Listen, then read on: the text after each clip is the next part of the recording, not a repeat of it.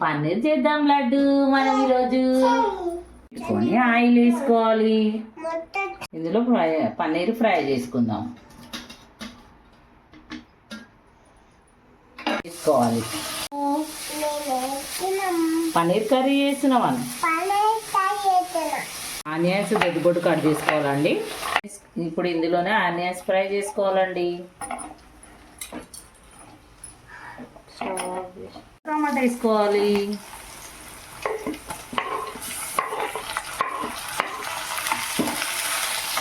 ఇట్లా గోల్నాక మిక్సీ పట్టుకోవాలి. తోటే మంచి రుచి వస్తుందండి పన్నీర్ కర్రీకి.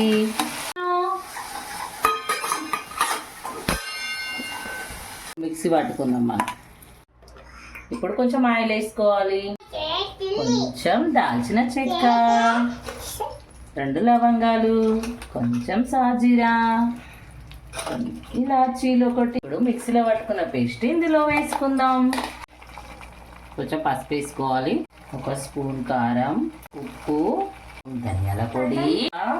మంచిగా కలుపుకుందాం. వాటర్ వేసుకొని బాగా కలుపుకోండి. వచ్చింది వేసుకోవాలి. ఇందులో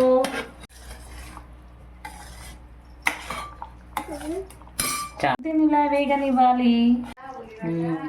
కసూరి మేతి వేసుకోవాలి.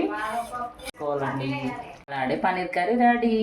పూరికైనా, చపాతీకైనా, అన్నంకైనా చాలా టేస్టీగా ఉంటుందండి. ఒకసారి ఇలా ట్రై చేయండి.